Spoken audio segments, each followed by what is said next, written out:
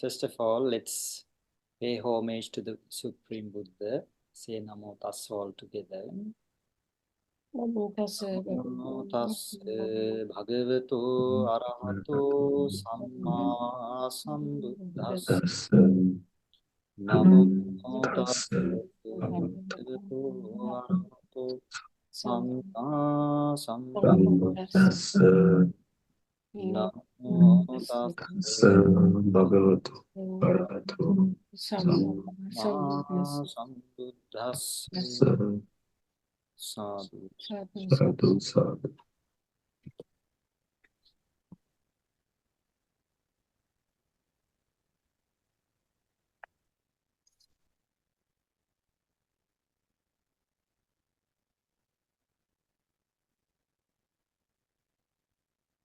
Okay. Today, I'm going to start our second lecture.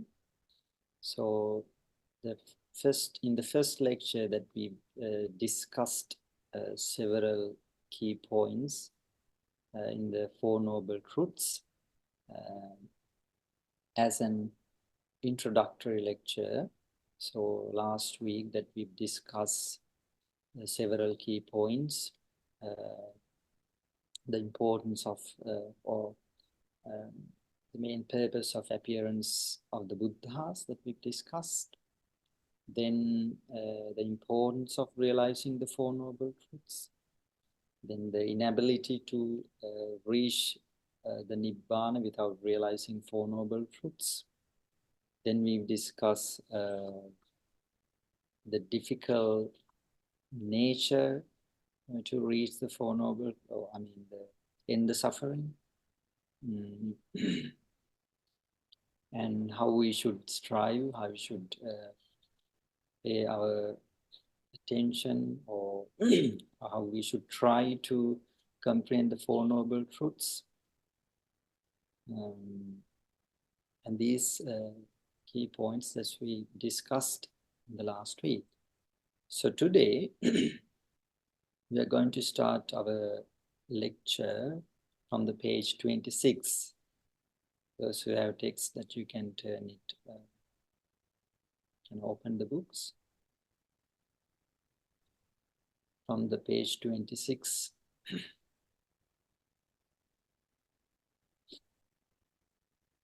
Okay. So today also that I have chosen some key points onwards this topic. So it says here, the two modes of discourse. So under this topic, it explains about the two types of discourses of the Supreme Buddha. They are in name, general or normal discourse, then Samukkansika sermon. These are the two modes of discourse of the Supreme Buddha. So normal, according to this explanation of this Venerable Thero, the normal discourses is that we have today, or among the teachings of the Buddha, that available teaching is normal discourse.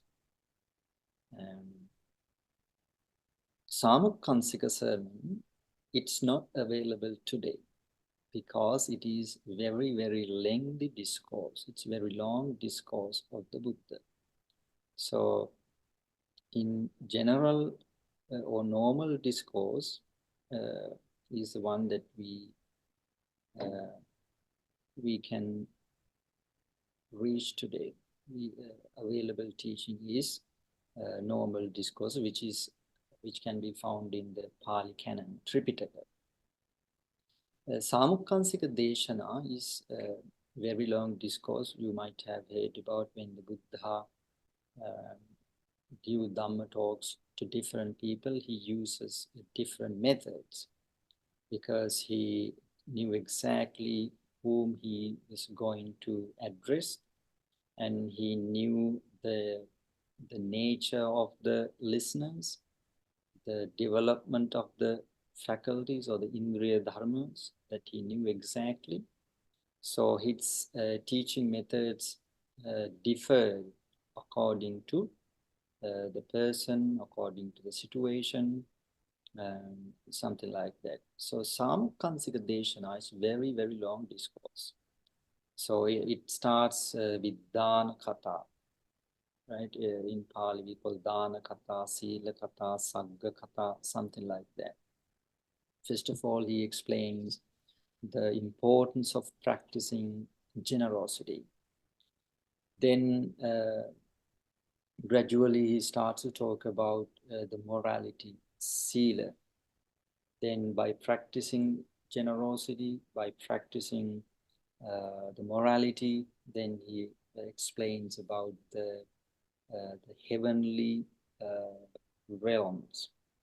You know, when someone practices these virtues, he eventually goes to heavenly realms. So then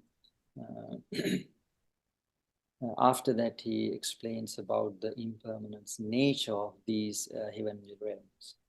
And then he explains about the consequences of the defilements, the negative thoughts.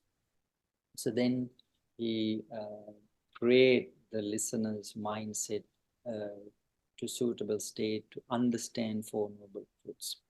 Then he explains the Four Noble Truths. So that's why it's a very long discourse. According to this explanation in this book, it says these sort of discourses are very, very long. That we all know today, the available discourses are divided into 5. Digha Nikaya, lengthy discourse or long discourse. Then middle length discourse, Majjhima Nikaya. Then Sangyukta Nikaya, connected discourse. Then numerical discourses, Anguttara Nikaya. Then Kuddaka Nikaya, small collection of books. So it says this Samukkansika Deshana sometimes with the preach after having lunch. It says it's sometimes longer than the middle-length discourses. We know there are 152 discourses in the middle-length discourses. So it says sometimes his lectures, his Samukkansika talks, longer than these discourses. And it says that the Buddha, when he gives this Samukkansika Desana, that nobody can remember that, even Venerable Ananda Thero. So that's why it says that today that available teaching is noble discourse. And when we talk about this Samukkansika Desana, it explains about some of the extraordinary nature of the Supreme Buddha, because it's not mentioned here, it is mentioned in several other texts, like his extraordinary and marvelous nature. For an example, like when he gives Dhamma talk, he had the ability to speak way fast than a normal person. It says like when some normal person speak one word, Venerable Ananda Thero had the ability to speak 8 words. Then Venerable Ananda speak one word, the Buddha can explain at that time 16 words. So that's why it mentioned that he was an extraordinary human being. But surprisingly, even though he explains these the noble teachings in this phase, it says nobody misses them. Everyone understands what the Buddha teaches them. So that is one of the extraordinary natures of the Supreme Buddha. Buddhas. So these are the two types of teachings of the Supreme Buddha, the normal discourse and Samukkansika Desana. So Samukkansika sometimes, before giving Samukkansika Desana, it says the Buddha gives Anupubbi Katha, the gradual order discourse. That's what I mentioned, starting from Dana Katha, Sila Katha, Sagga Katha, something like that. So basically, we have to understand here that he gives these two types of Dhamma talks, discourses, the normal discourse and the Samukkansika sermon. The Samukkansika sermons can be only given by the Supreme Buddhas. These are the two key points that I have to give a small explanation here.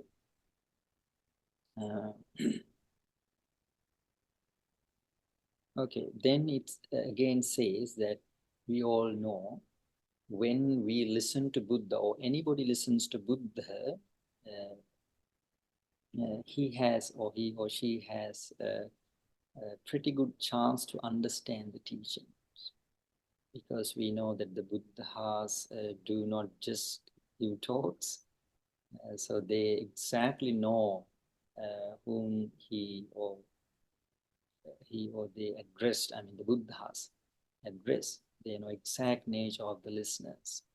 So it says in this text, even today, some people do meritorious deeds, like practice generosity and help monks and build pagodas and temples, and they wish to meet the Maitri Buddha, the next Buddha in line, Mitteya Buddha.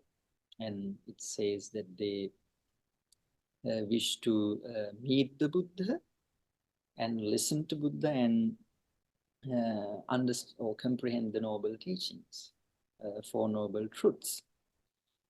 So here it says that it's not quite easy. Sometimes you may meet the Buddha, but you won't be able to comprehend the Four Noble Truths. The reason here mentions, in order to comprehend the Four Noble Truths, you have to have developed your the faculties, as we discussed last week, or paramis. You have to develop paramis to the level that you can comprehend the Four Noble Truths. So that's why it says here in this text that even though you meet the Mitteya Buddha, you won't be able to realize or to comprehend the Noble Truths if you have not developed these two types of paramis. The two set of paramis, we know that there are 10 paramis, that we can develop them into two types. Vijja Bhagya, then Charana. Vijja means related to Panya. Then the Charana means that the other 9 paramis, perfections, that lead to meet the Buddha. So here mentions a very beautiful simile about these two set of paramis. Simile is that we know if a bird wants to have a fruit, he has to have wings to fly to the fruit. Then he has to have a beak, sharp beak to eat the fruit. So one set of paramis like wings. That's what I explained about Charana. Then the Panya, the perfection, Panya parami is like the beak. So if you have developed only Charana paramis. Charana means the paramis or the qualities that you lead to meet the Buddha. Exactly like a bird can fly to a fruit using wings.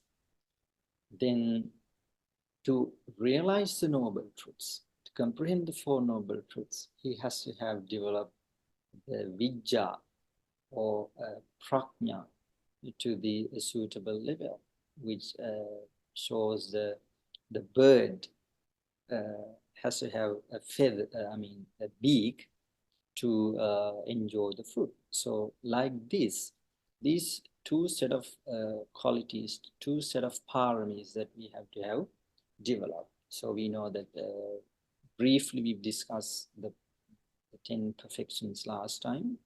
So the Panya Parami and the other Vidya Parami that we have to develop, them both alike. So if one parami, one set of paramis develop, then probably we will be able to meet the Buddha and listen to Buddha, but won't be able to comprehend the teachings. According to this explanation, sometimes there were some people who had developed the Panya Parami, but not the Charana Parami, the Parami that will, helps to go to the Buddha or meet the Buddha. So there are a number of examples that we even know. I think you might have heard about these stories. For an example, we know King Kosala. King Kosala and Queen Mallika, and there was a monk called Sunakatta. So, and there were so many other monks, for an example, like Devadatta even. So they had developed the paramis that lead to meet the Buddha, but they were unable to comprehend the teachings. So we know that there's a specific chapter about King Kosala. The Buddha had conversation in several occasions. Kosala Sangha, but still that he was unable to comprehend the teachings. It says that he had developed the paramis which helps him to lead to the Buddha, but it says that he had not developed the paramis to penetrate or to comprehend the teachings, which means, like, according to that simile that I mentioned above earlier, that the bird could lead to a fruit, but doesn't have a sharp beak to enjoy the fruit. Something like that. There were some people who had developed the paramis, which help to lead to meet the Buddha, to go to the Buddha, or even listen to the Buddha. But that was not enough to comprehend to realize the Four Noble Truths, because they had not developed the Panya, the paramis, to penetrate the teachings. I think you might have heard about the story about Sunakatta Thero, Venerable Sunakatta, that he used to be an attendant earlier to the Buddha before Venerable Ananda was appointed. So he, once that he was going behind the Buddha, so he saw a naked ascetic, and he thought that was the perfect arahanta, and he left the Buddha. So see that he had developed the paramis that meet to the Buddha and even talk to the Buddha, even closely associate the Buddha. But he had not developed the panya paramis to penetrate or understand the teachings. Then there are other two examples about, I think sometimes you might have heard about the Cobra King Erakapatta, and there's a story of Kapila the fish, it says that one of the previous Buddha's times that they had been very well educated monks. They had developed the Panya, but in this our Gautama Buddha's presence, that they were not able to become humans. So they were unable to come to the Buddha because they were born in animal realm or something like that. So even though they had developed the Panya Parami, they were unable to come to the Buddha because they had not developed the Charana, the other set of paramis that help to come to meet the Buddha.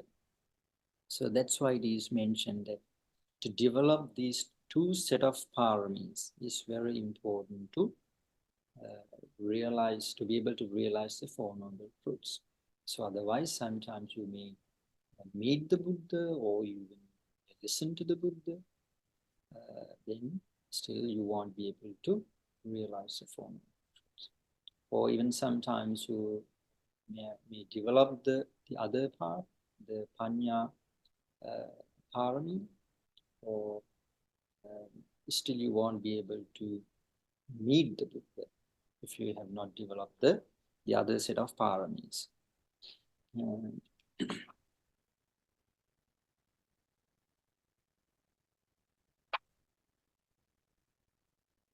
So then we have to understand what we should do to develop paramis which develop our Panya. Then the other set of paramis that develop qualities that lead to meet the Buddha or to be able to listen to the Buddha. So it says the factors that we have to learn, or anybody has to learn to develop Panya. Here it mentions in the 31st page. If you have the book, just turn the pages. The 31st page it explains. So it teaches us that 31st page in the first paragraph in the middle part, it explains, in order to develop Panya, you have to learn, you have to study about 5 aggregates, Pancha Skandha, 5 aggregates, 5 skandhas, then 12 ayatanas, they are called 12 sense bases, then 18 dhatus, 18 elements, 22 indriyas, 22 faculties, then the Four Noble Truths, dependent origination, etc. So you have to learn these, the profound teachings of the Buddhas to develop your Panya, develop your faculties. You have to deeply study these profound teachings. So it says here, to gather the knowledge about it would be good to read Abhidhammatta Sangha. The basic knowledge of Abhidhamma would be helpful to develop these, the knowledge about these profound and deep teachings of the Supreme Buddha. So it is very important to understand, study these deep teachings of the Buddha.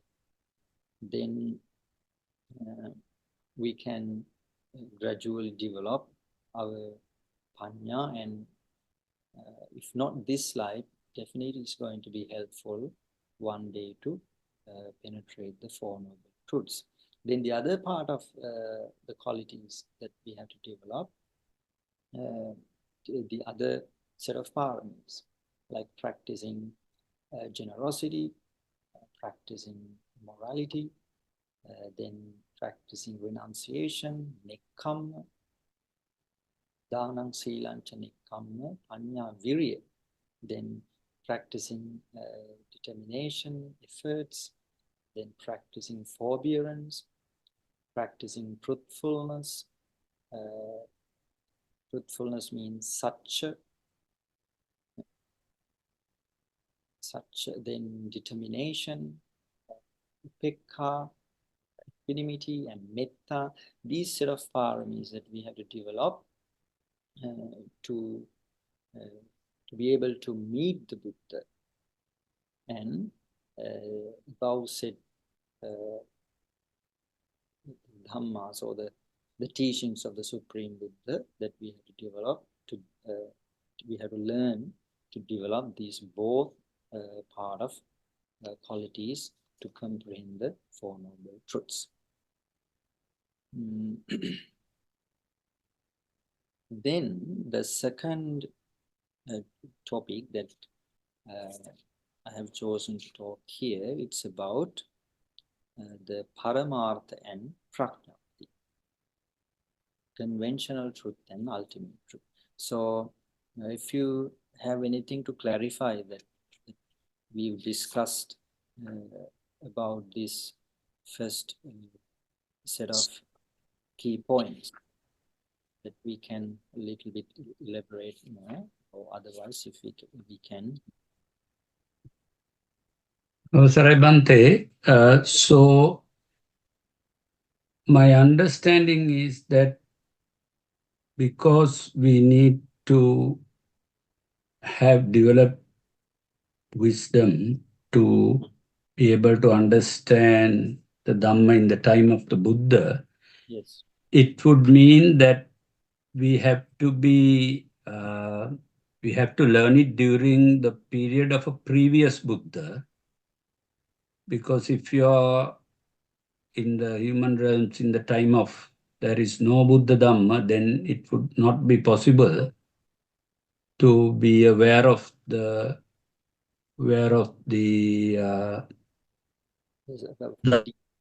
Profound teachings of the Buddha.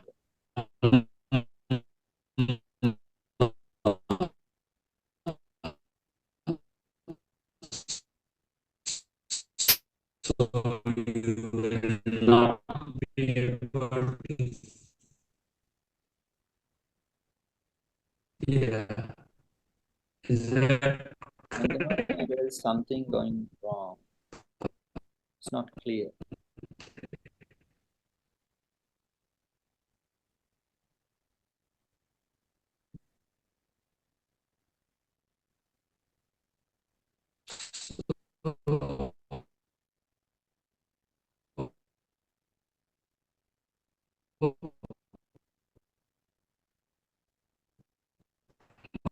And it's like if you are not there during the time of one Buddha, it is not possible to meet the second Buddha or the Buddha.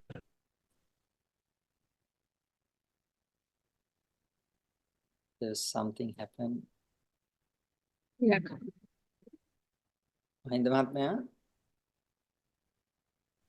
Yes, Bhante, can you hear me now? Now okay. You can hear. Yeah. My apologies, my internet gave some trouble. I might keep my video off. So Bhante, my question was, Yes, if we are not in the human realm during the time of one Buddha, then we would not be able to fulfill this parami of wisdom, because during the period where there is no Buddha Dhamma, you cannot gain that knowledge. Would that be correct?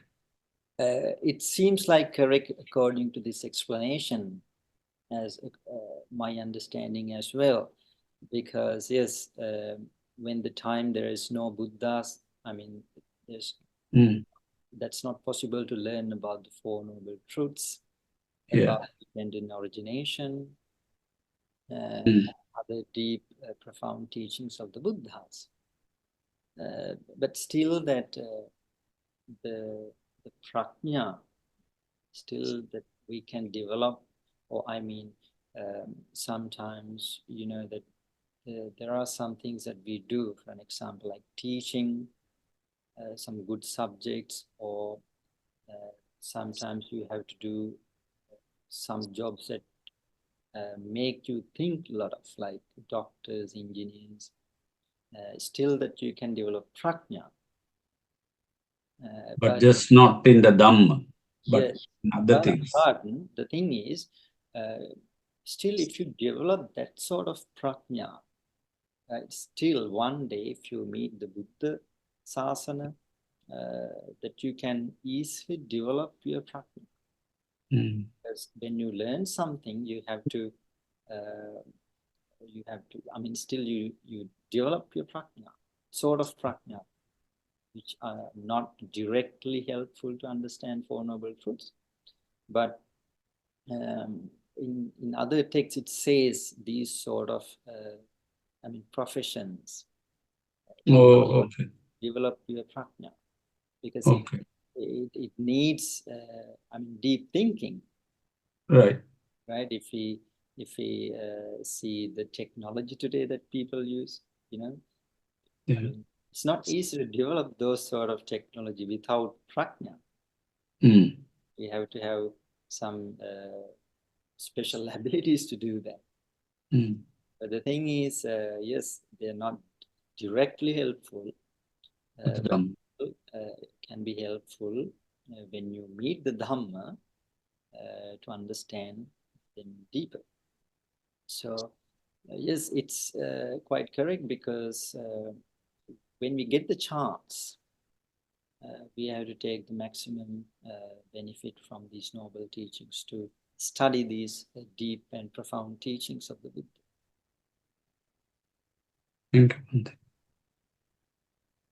And the other thing is that sometimes we can't, you know, I mean, differentiate, like, for an example, like we've learned in Abhidhamma, when we do meritorious deeds, we do like three-rooted meritorious deed, right? Still you develop some sort of prajna there as well. So most importantly, it explains here to learn about these noble teachings, like Four Noble Truths, dependent origination, and to develop that specific panya to comprehend the Four Noble Truths.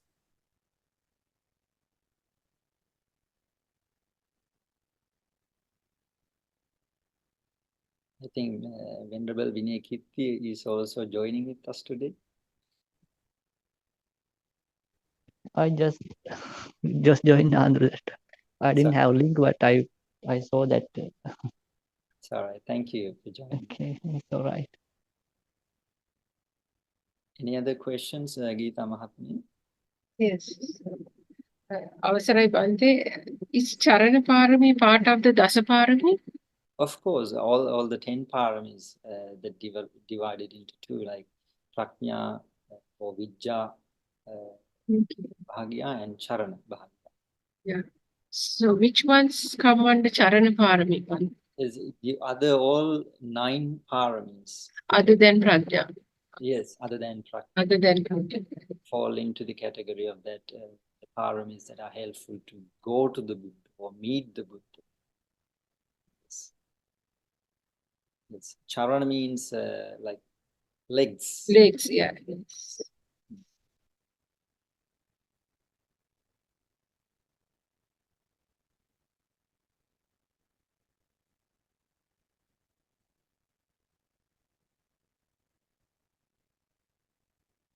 Okay. Then we can move on to the second main topic. It's about the differentiation of Paramatta and Prajnapti. So we know that the teachings of the Buddha that are divided into two: the conventional reality and the ultimate reality. So in the conventional reality that we know, it is sort of not reality 100%, it's sort of partial truths.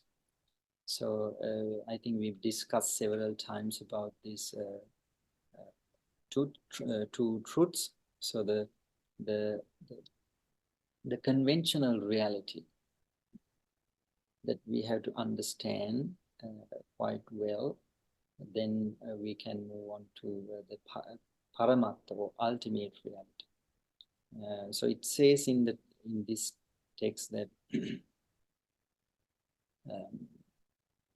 let me read the explanation about these two truths. It is in the 32nd page.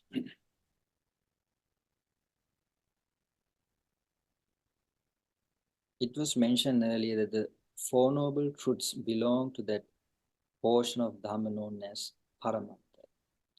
It is also very important to understand the Four Noble Truths that we can understand quite easily, well, when we learn about Paramatta Dhamma. That's in Abhidhamma that we have learned there are 82 Paramattas altogether.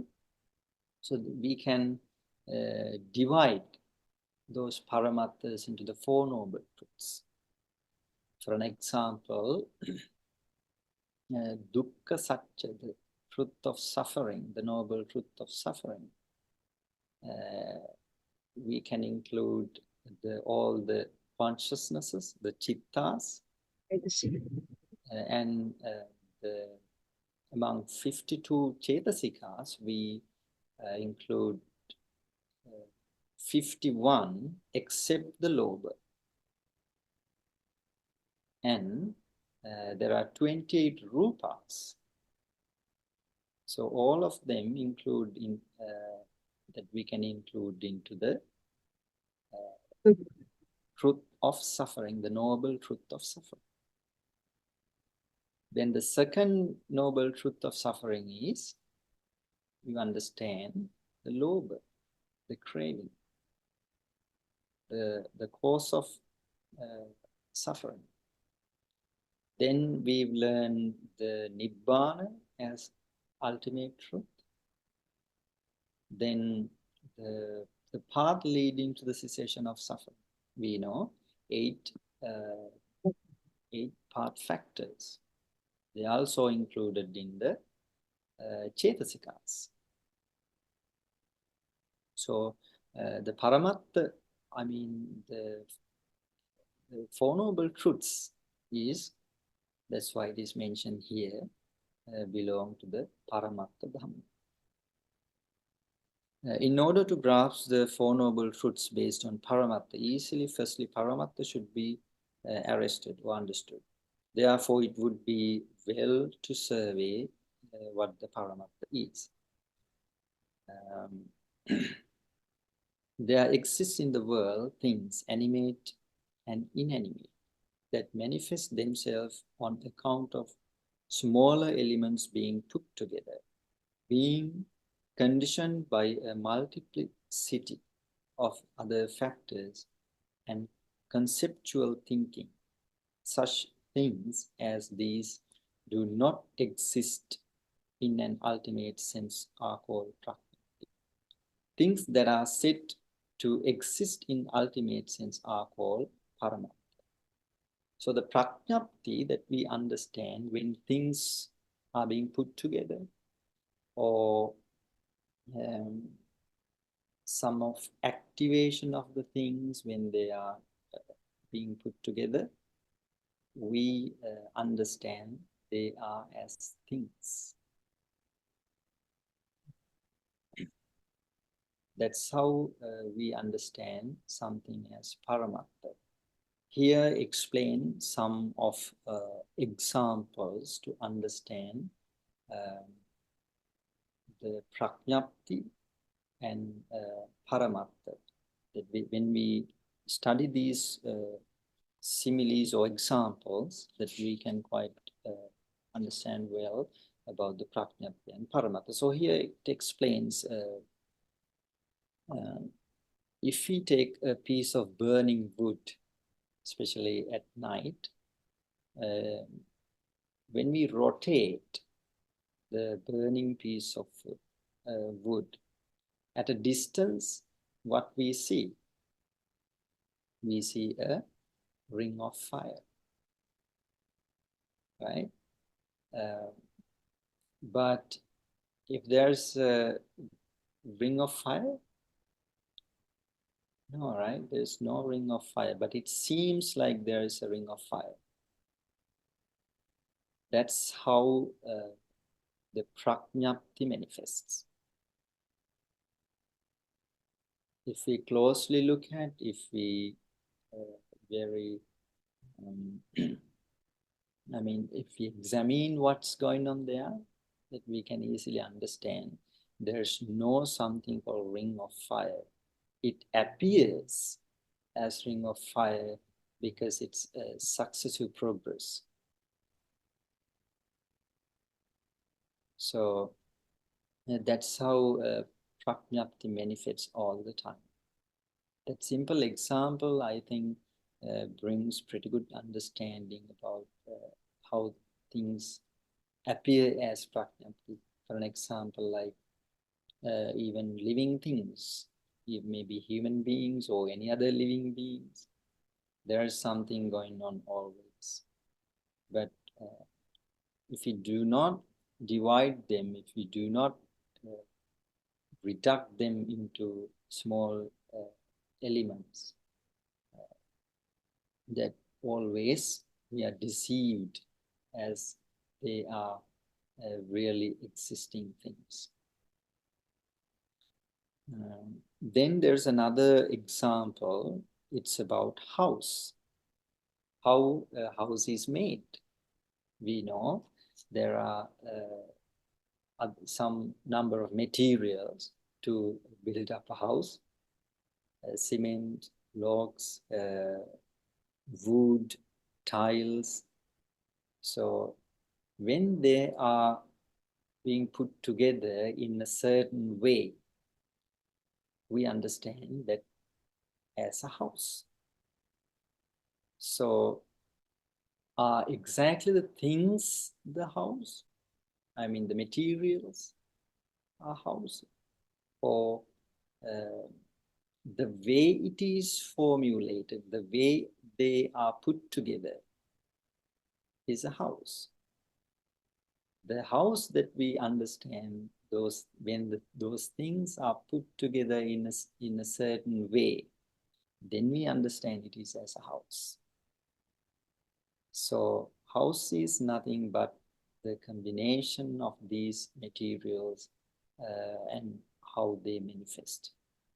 So if the materials are itself house, then we should call them house when we put them in separate, right? But we don't say house because it's a sort of materials. So prajñapti is how the things are being put together.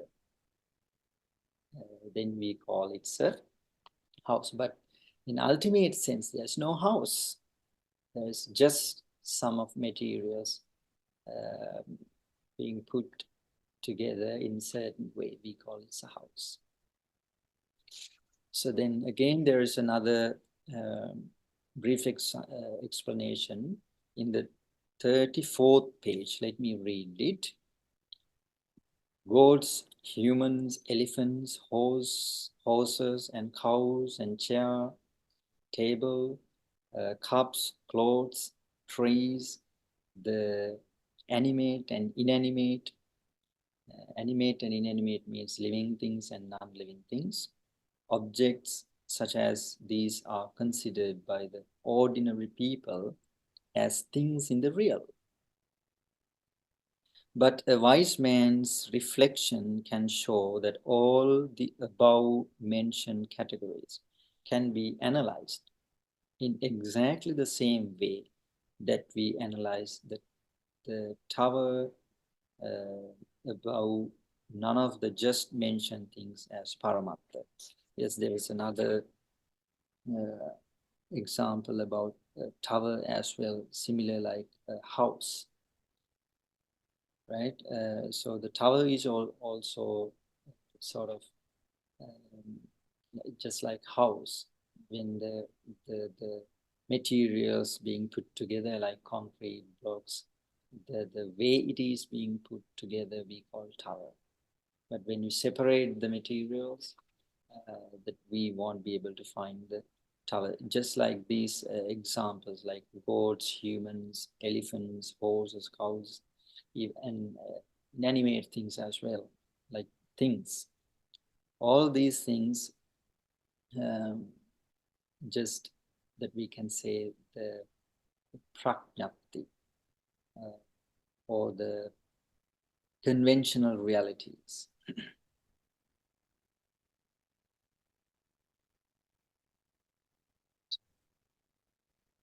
So they are not paramattha. But when we separate them, or when we divide them, when we categorize them, then we can find what really they are. Otherwise, the people who do not have idea about the paramatthas, they think those things are really existing. In other texts, it says like, because of prajnapti, because of conventional, all the false view arise. I think you might have already heard in the Buddhist teachings, it explains about, I think 64, as I remember, 64 wrong views which were available in the Buddha's time. Right? All these wrong views arise from this concept of conventional reality. Then again, there is another explanation about a piece of cloth, how we can find the paramattha or ultimate reality in a cloth. It explains how a piece of cloth is made and what are the things in the piece of cloth, and how we can divide into small parts and find out paramattha dhamma. So I would like to explain in brief. So if we take a piece of cloth, that we would be able to find there are small threads being put together. If we further separate the threads, then still that we can separate into small particles. So we know in Abhidhamma, it explains about the smallest particle or rupa or form is called rupa kalapa. That's the smallest part that we can divide in physical things, in materials. Even in that small particle or rupa kalapa, in some texts has been explained as subatomic particle, something like that. So even in that smallest particle, there are 4 great elements, like Patavi, the hardness and roughness is there, and cohesiveness, the characteristic of Apo, then the temperature is there, the element of Tejo, temperature element, then the air element, the characteristic of pushing and supporting. And there are 4 characteristics as well, like color is there, then smell is there, Vanna, Gandha and Rasa, and Oja. So these this is what that we can find when we analyze a material thing to the smallest particle. So smallest particle even is not one thing there. There are 4 elements. And the characteristic of 4 elements that we can find. And when those sort of Rupa Kalapas, millions and millions of Rupa Kalapas being put together, that we can witness them. And it becomes something or material or thing. It is become.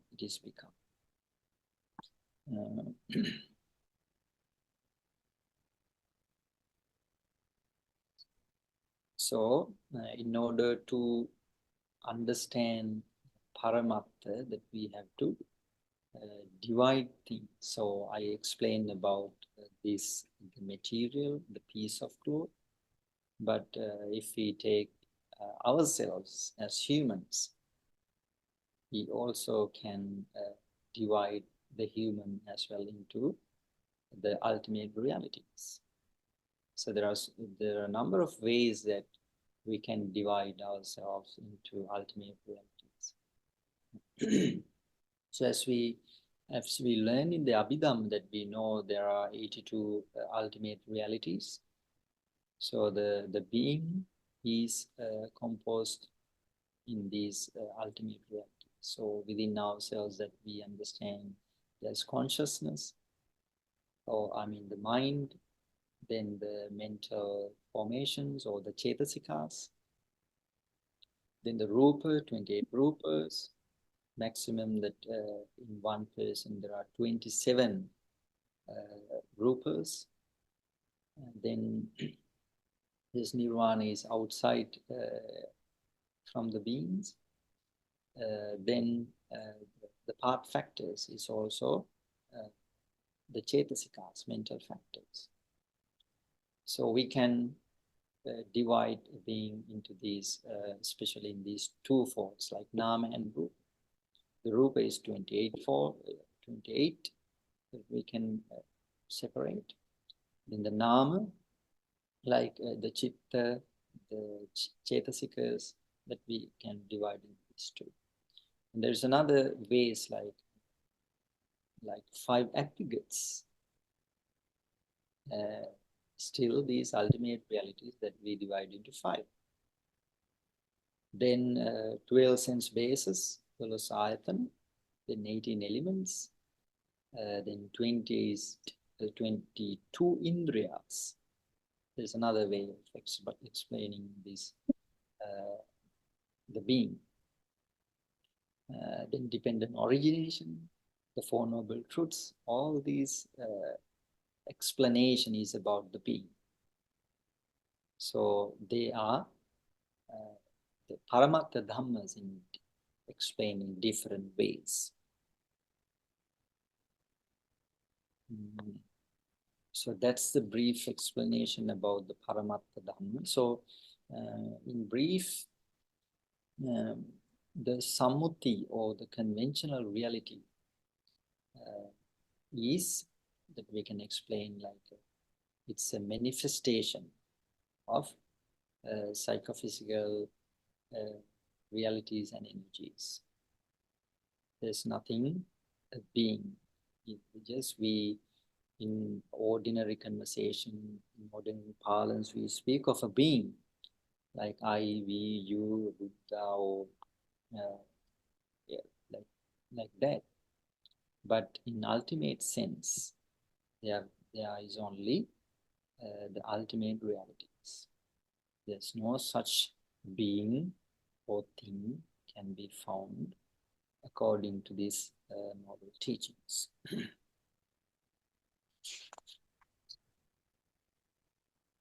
Then let me read about ultimate reality. It's in the 35th page.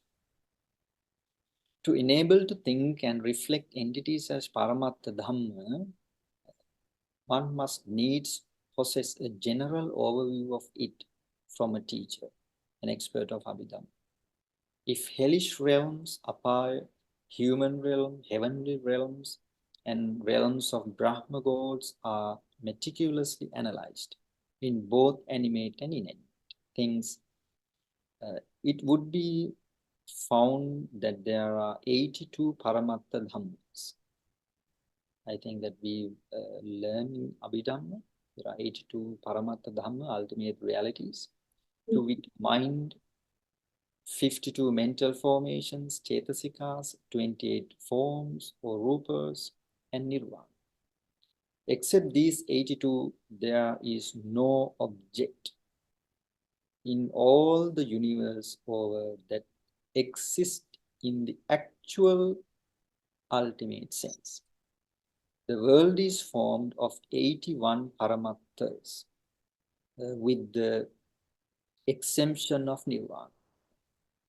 Paramatthas can not be kenned or known by the ordinary mind, as they are encumbered by prajnapti, as they are covered by prajnapti. When prajnaptis are analyzed and finally experimented by the mental ken, paramatthas that have evaded understanding will come to light. So what it says is that prajnapti, or things that we call beings, that we have to divide into these paramattha dhammas. Then we can understand what is paramattha and what is prajnapti. It is only by delving or searching deep in the profound discourse of the Buddha that paramattha dhamma can be apprehended. Merely by discovering the 82 paramatthas, Four Noble Truths can never be known. To grasp the Four Noble Truths, one must delve or search even deeper in the field of paramattha dhamma. So it says, by just knowing the paramattha dhamma, yes, we can understand somewhat, but it's not enough. It says we have to search deeper in the field of paramattha dhamma to be understood. They are quite rare. So that's about the paramattha dhamma and prajnapti.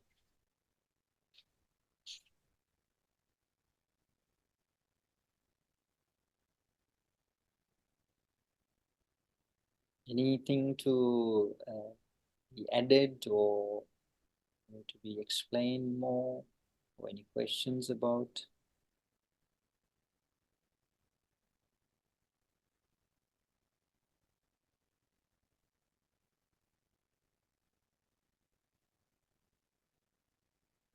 Mahinda Mahatmaya? Anything to add? Not at this stage, Pandit. Venerable Vinayadhamma Thero, you can add some information if you would like.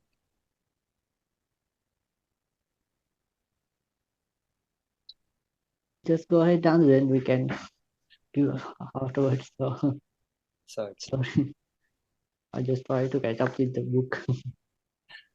do you have PDF? No, I don't have PDF. I have the physical book. It's okay.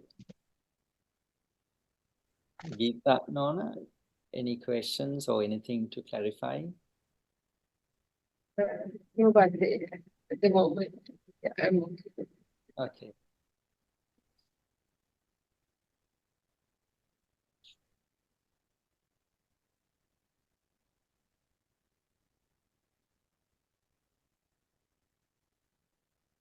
Okay, then let's move on to the next topic.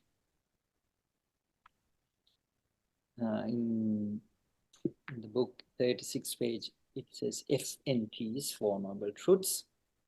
So it explains why it is called Arya Satya, right? The Satyas, why they are called Arya Satya.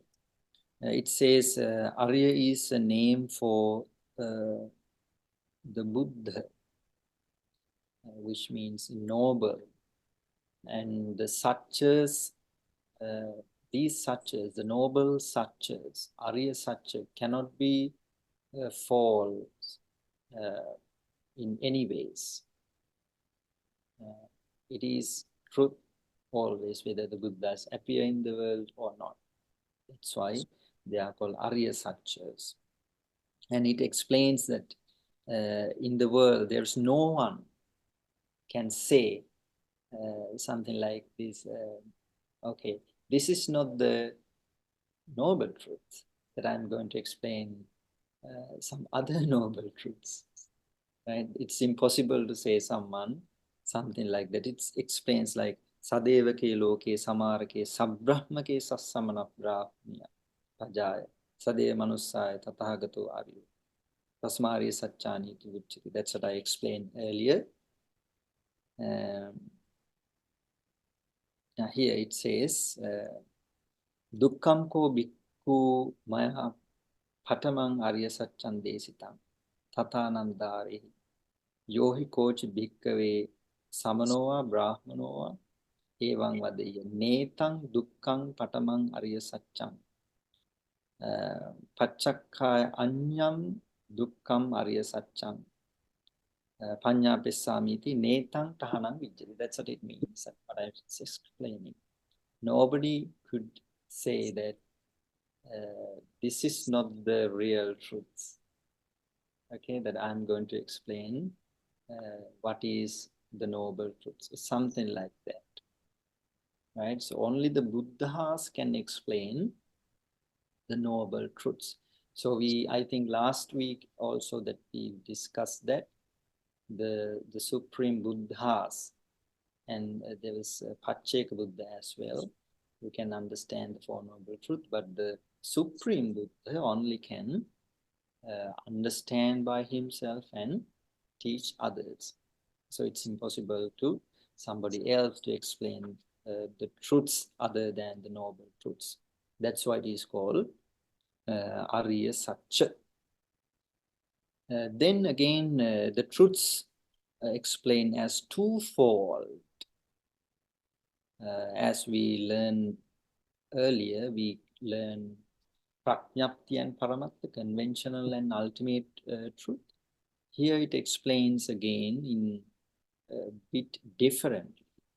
The Pariyaya and Nishpariyaya.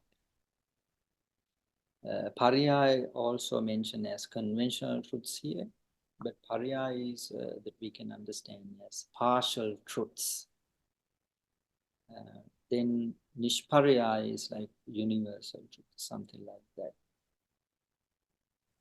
Mm-hmm.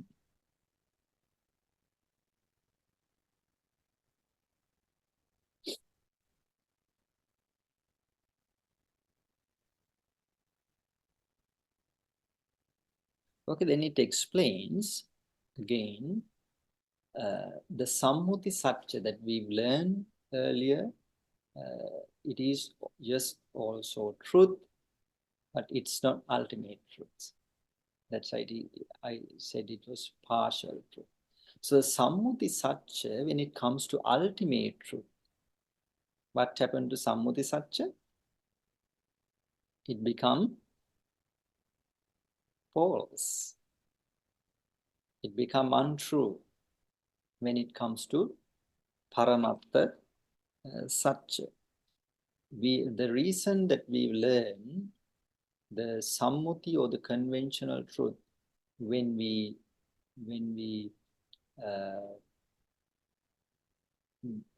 examine it into ultimate reality, what happened to the Sammuti? It disappeared. Right? It disappeared. When we like do some of reduction or categorized or divide, what you call Sammuti become, nothing or disappear. So that's why it is called Sammuti Satcha, or the conventional truth becomes false when it comes to Paramatta Satcha. So as we explain, as I have been explaining, the being that we can divide into ultimate realities. So then there is no such being. So that's why it says that the Sammuti Satcha become false when it comes to Paramatta Satcha. So then the sammutis, the paramatta satcha sometimes also become false when it comes to Arya satcha, the noble truths. That is a good point to be understood, how these, the teaching is, I mean, the profound nature of the teachings. So, how paramatta satcha become false when it comes to Arya satcha? So, I think we've learned in Abhidhamma that the wholesome activities, when we perform wholesome activities, we know that there is the wholesome results, right? Wholesome results, wholesome activities like dana and practicing morality and practicing so many other virtues. They bring wholesome results, the happy results. Even in Dhammapada it says, those who practice meritorious deeds are happy in this life and after as well, right? So if we look it in the ultimate sense, yes, happiness is nothing but wholesome chittas, right? Wholesome resultant chittas. If we look into deep, right? But when it comes to Arya Satcha, Dukkhang Arya Satchang, how it becomes false, we understand all the conditioned things. Sabbe Sankhara, Anicca, Dukkha, it explains in the universal nature of them. So that's why it is explained this. The ultimate reality also sometimes become false when it comes to Arya Satcha. So, like Sankittena Panchapadana Khanda Dukkha is also an example for that. So, being is nothing but 5 aggregates, but still it is the suffering. That's how the Paramatta Satcha even sometimes become false when it comes to Arya Satcha.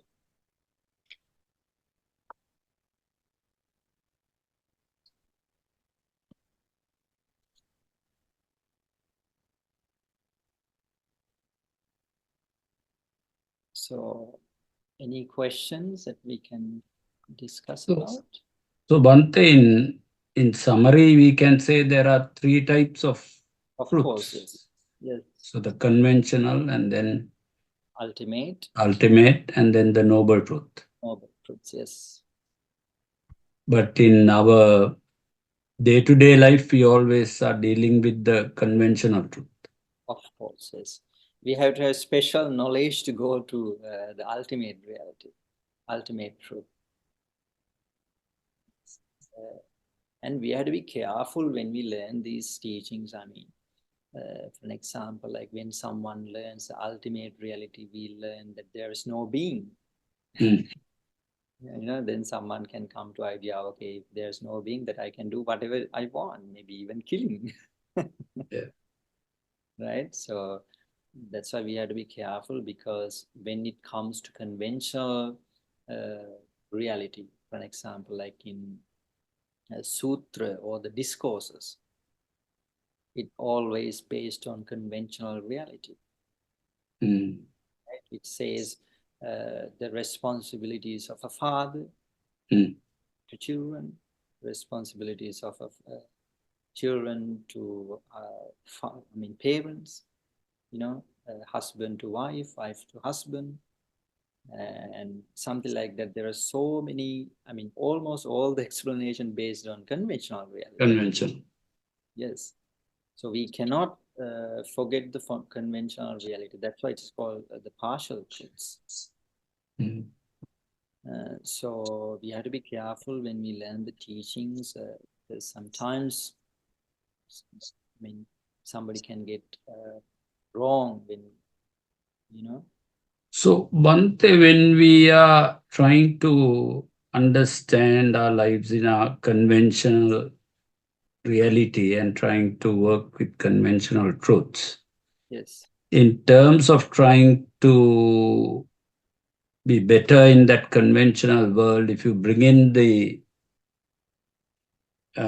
ultimate truth, or if you bring the ultimate truth, it can be probably not very helpful to actually working in the conventional world. This Hamduru, the Rerukani Chandrimla Hamduru, it explains in some way, I can remember. He says that if you practice on the meditation on these ultimate realities, right? Or even when you study these teachings, Dhamma, you eventually become a different person in society because you think quite differently. Probably, maybe mostly different than other normal people who do not have any idea about the teachings. So if you are going to deal with these ultimate realities in general public, he says that you will get like you will be called as lunatic. So he emphasized that be careful. Yes, just learn these noble teachings, and when you deal with people, you have to be very careful. Sometimes even knowing the truths, you have to be silent. Otherwise, you will be called, crazy person. So that's why you have to have the Kalyana Mittas, good friends, to talk about these teachings. So Bhante, in our own mind, when we look at how we live, or if we try to understand something that is happening to us, to try and understand it in conventional terms is quite different to understanding it in in a fundamental reality, isn't it? Yes. So it's a problem to sort of combine the two and try to understand? Yes, there is, I think, a little difficult, but that's the only way that we have to do it. I mean, we have to use these conventional realities. I mean, the language, that conversations, but still, that's a way that we can, communicate and practice, but still that you can develop the understanding about the ultimate realities. But that development, Bhante, has to be kept within you. It's not something that you can kind of practice outside, isn't it? What does it mean outside, man? So if you're talking about a particular issue and if your mind is working at a conventional level and then it's looking at it at ultimate level, and you're trying to converse with somebody, it becomes, the person itself will be first confused because he won't know what to say. And then the person hearing it also almost certainly won't understand. Yes, it's important to not to, the confuse, the mix these two. For an example, if someone say a problem, a family problem, we should not try them, or don't worry, there's no such a person, something like that. Yeah, so you have to keep it apart. Yes, we have to keep it apart. Even Buddha, when he deals with the monks and problems and the people, he always uses the conventional truths. But understanding is different. For an example, there was a nice story. I think you might have heard about it as well. Long ago in Sri Lanka, there was a monk who practiced some of the element meditation quite well. And one day that when he was meditating in the jungle, there was a woman running in front of him, and she laughed at the monk, smiled, So the monk saw just the teeth. You know, according to his practice, that he was practicing element on the skeleton, he recognized she as just skeleton. When the husband was coming behind and questioned the monk, then he asked, "Did you see a woman?" You know, he said, I never know whether it is woman or man. It's just a skeleton. Yeah. Yes.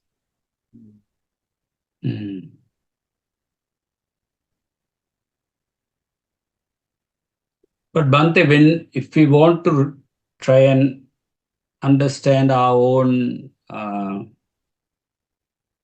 journey through life, and then we have to go back and reflect using the ultimate realities to better understand our journey, isn't it? Of course, journey, not only journey, I mean, you know, that in Buddhist teachings, the most important thing is practicing insight meditation, vipassana, right?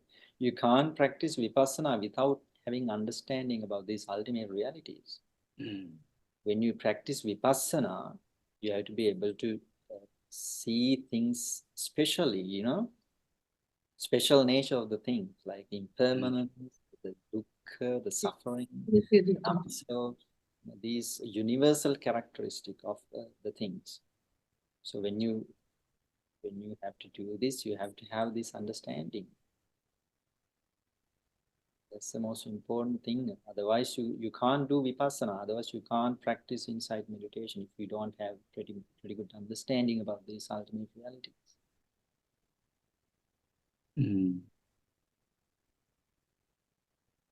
Those are the things that, I mean, the ultimate realities are the things that are subject to vipassana.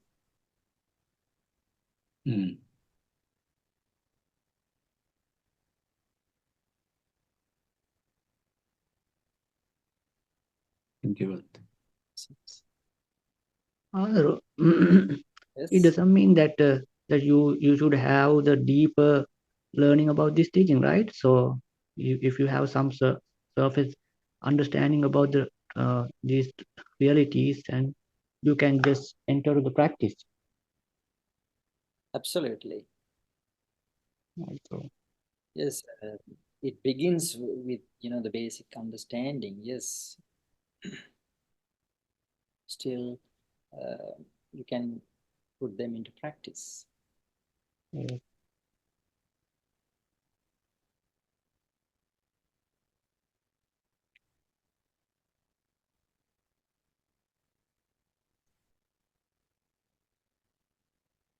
So what I have been doing here is that as I mentioned earlier, that I took some key points and just try to elaborate rather than reading the book.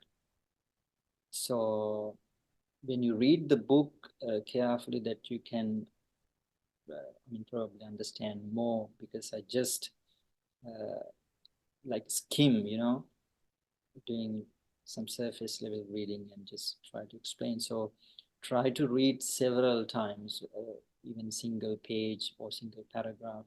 Try to read several times and try to understand. So when you have basic Abhidhamma knowledge, I think it will be very easy. I mean, you already have, so it won't be very difficult to understand.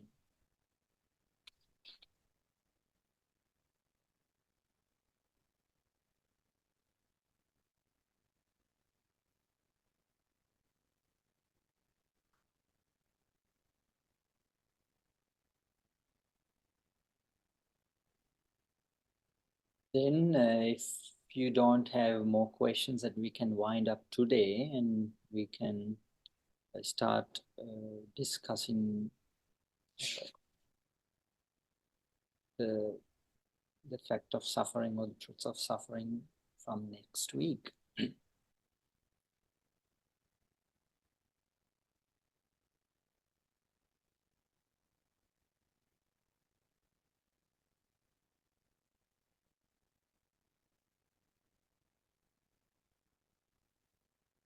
So just read few pages, then it will be helpful to understand quite well. So then if you don't have more questions, we can Andrew, right now. Yes. could you clarify the little bit further that how the ultimate realities sometimes become false when it is coming to the noble truth? Noble truth. Yeah. Yes, I think I did explain it earlier, but it's still okay that, for an example, like we know that when we do wholesome deeds, good deeds, right, we get wholesome results, right? Wholesome results mean happiness, simply, right? And if we look at them in deeper, still, they are like wholesome consciousnesses. When we learn Abhidhamma, we know that there are resultant consciousnesses, like vipaka cittas. Yes. We do wholesome deeds, we get results as consciousness, right? But in conventionally, we say, okay, we get maybe good things or good life. But still, if we look at in deeper sense, I would like to say, like technically, they are consciousnesses. Yes. Is it clear?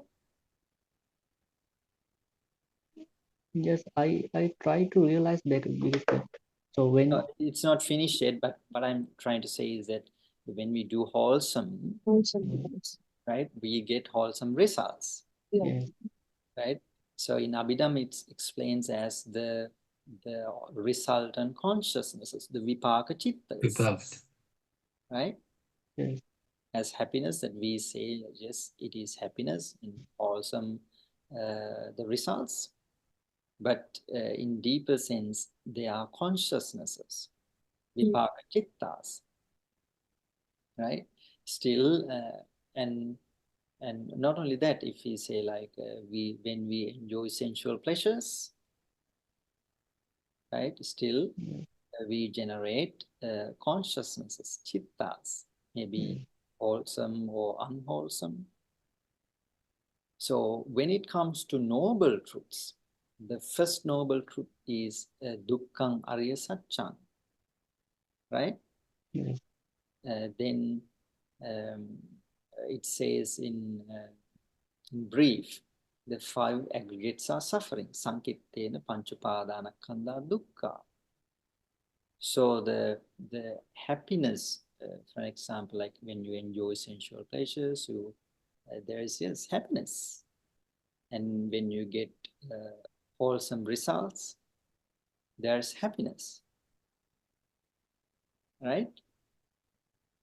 Then when it comes to that noble truth, the noble truth of suffering, which means simply the five aggregates are suffering, yes, right? So that happiness in Yeah. sense, you know, when In it the comes noble sense, it's suffering. Yeah. suffering, Yeah. right? We normally say there's not being, just suffering, Mm. right? So in other sense that we can say like ultimate realities except nirvana, right? In holistics, so holistic. consider the subject of the impermanence, it becomes suffering in that Yes, way. these three Isn't things, it? not only suffering, there are three universal natures of Yes, these ultimate realities, yes, right? Anicca, dukkha, anatta. yes. Dukkha is one of them.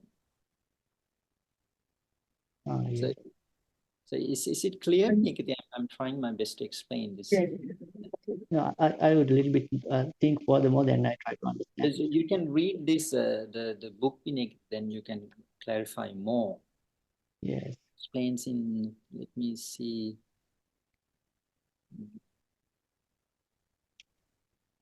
I think I partially understood, but I need to a little bit more clarify that time. It's all right. All right. I'll read.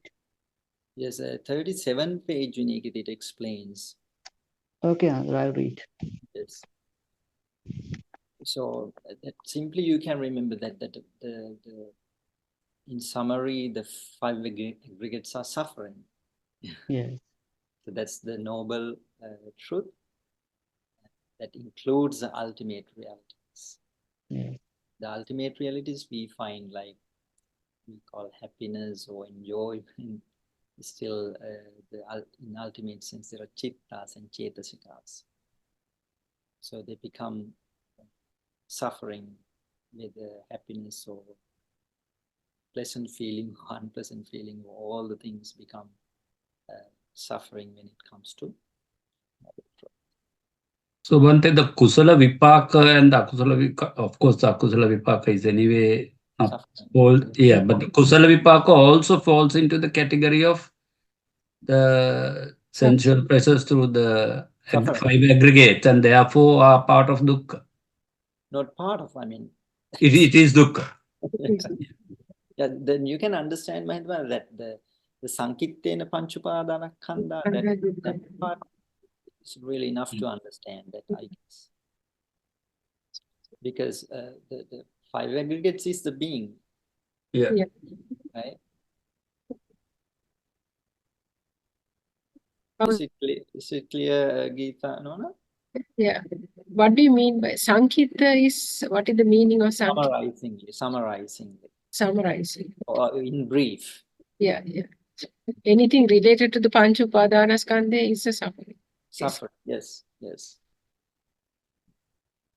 And even not living things that we can say, like these inanimate things as we discussed earlier, they're also suffering, though it's not, it's the nature of universal things.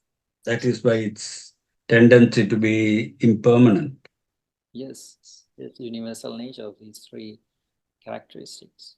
Mm.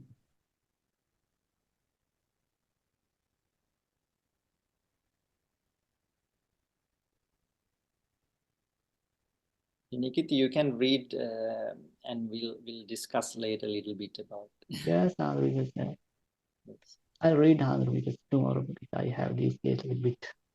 Thank you very much for your joining. It's I just saw I was watching Andrew's videos the last time once, so I just saw the quote and then I use it. I think Mahinda Mahatma may remember Vinayakitty Handuru. He was here for some time last year. Ane Andruni. Samawenno enne. It's all right, it's okay. He's in Melbourne. Okay, then let's wind up today. Okay. Okay, today that we try to understand these the noble truths. So I tried my best to explain according to my understanding about these the key topics, key points that I've chosen. So by discussing, by listening to these noble Dhamma, that we all generated so many wholesome thoughts, meritorious thoughts in our hearts. So let's transfer these merits to the departed ones. Idammi ñātīnaṁ hotu sukhitā huntu ñātayo. Idammi ñātīnaṁ hotu sukhitā huntu ñātayo. Idammi ñātīnaṁ hotu sukhitā huntu ñātayo. Let's share the merits with the divine beings as well. Ittavata cha amhehi sambhatam punya sampradam sabbe deva anumodantu sabba sampatti siddhya. Ittavata cha amhehi sambhatam punya sampradam sabbe deva Sabba Sampatti Siddhya. By the power of these enormous meritorious thoughts that we've generated today, be helpful all these meritorious thoughts us to lead to the supreme bliss of Nibbana. Sadhu, sadhu. තෙරුවන් සරණයි හැමදෙනාටම. තෙරුවන් සරණයි. තෙරුවන් සරණයි. තෙරුවන් සරණයි.